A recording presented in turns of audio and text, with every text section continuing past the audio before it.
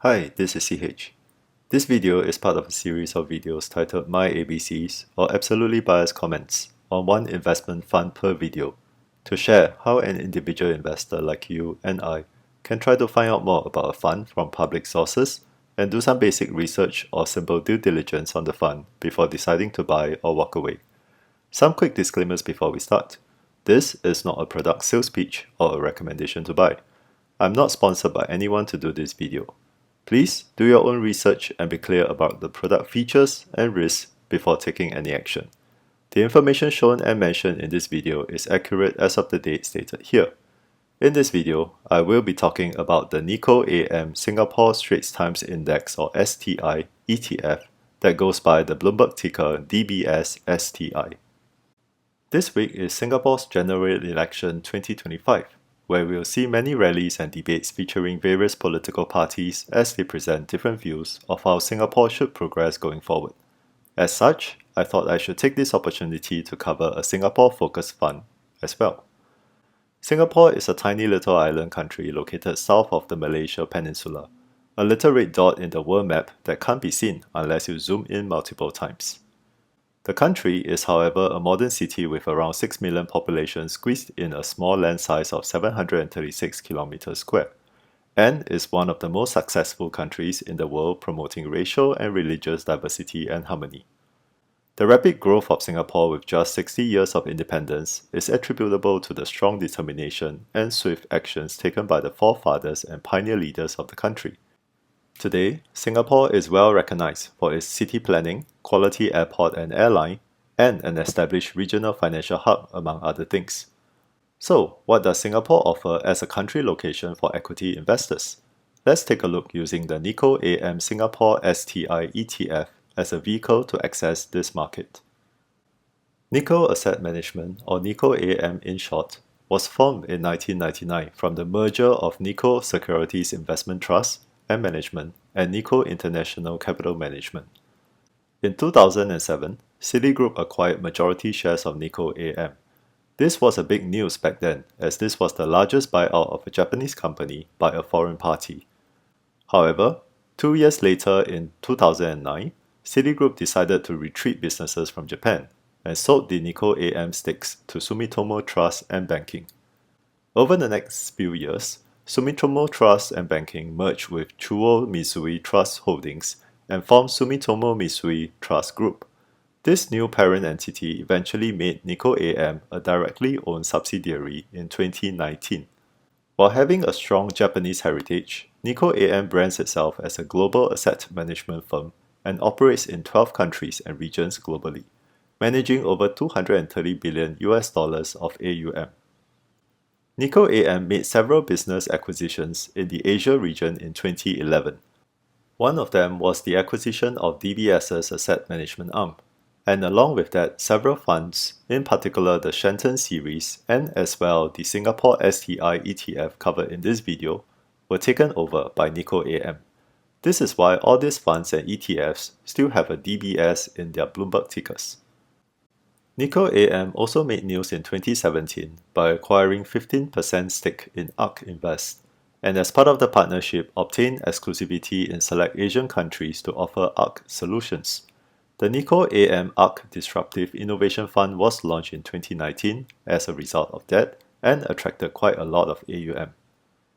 Besides the Singapore-focused solutions acquired from DBS and the unique ARK offering, Nikko AM's product solutions mainly revolve around Asia and Japan in both equity and fixed income aspects. One thing to note is that Nikko AM will be rebranded into Amova Asset Management on 1st September 2025. As such, all the products managed by Nikko AM will be renamed accordingly as well.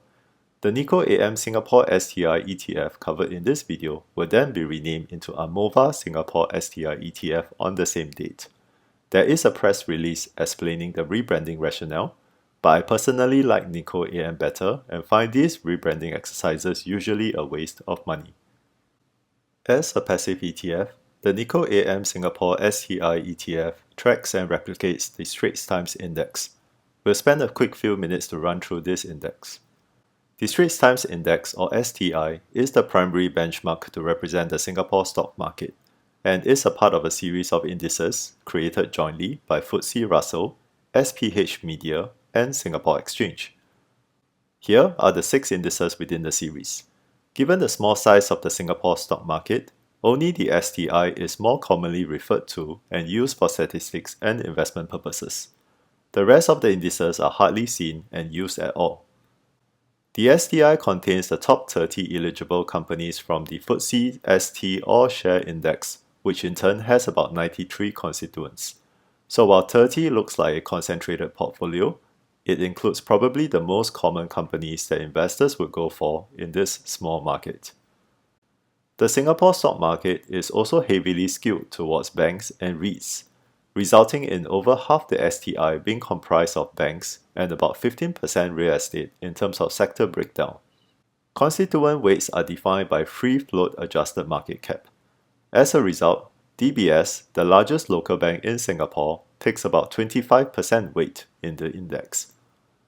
Given non-local companies can also be listed in the Singapore stock market, the STI does have a handful of non-Singapore names such as DFI, Jardine CNC, and Jardine Matheson from Hong Kong, and Yangzijiang Shipbuilding from China. There should be some form of control from Singapore Exchange to limit the non-local names in the index. Otherwise, this wouldn't make sense as an index to represent Singapore's stock market. The STI has a base date of January 2008. The index is reviewed quarterly.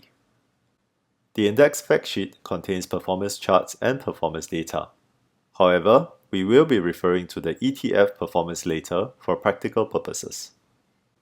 The Nikko AM Singapore STI ETF is a pretty straightforward product. The ETF tracks the STI total return as a benchmark and was launched in February 2009. It is listed on the Singapore Stock Exchange and trades only in Sing dollar currency.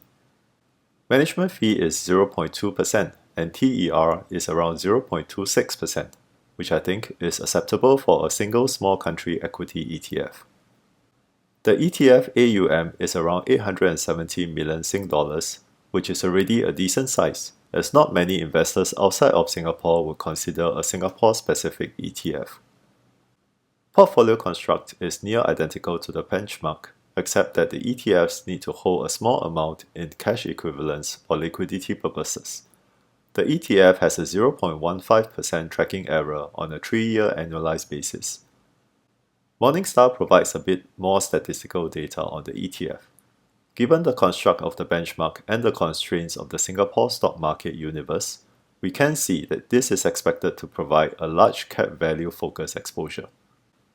Next, let's go through the performance of the Nikko AM Singapore STI ETF. The ETF webpage and fact sheet provides only annualized time period returns data, which is not sufficient for us to assess the product. So let's use Morningstar charts to continue. The Nikko AM Singapore STI ETF is one of 2 ETFs tracking the STI. The other ETF is from Straits Spider that has around the same cost with 0.28% TER, but has been more popular with around 1.7 billion Sing dollars AUM. Performances of the 2 ETFs are near identical. This chart shows since inception of the Nikko ETF in 2009, and the Spider ETF is slightly higher in returns.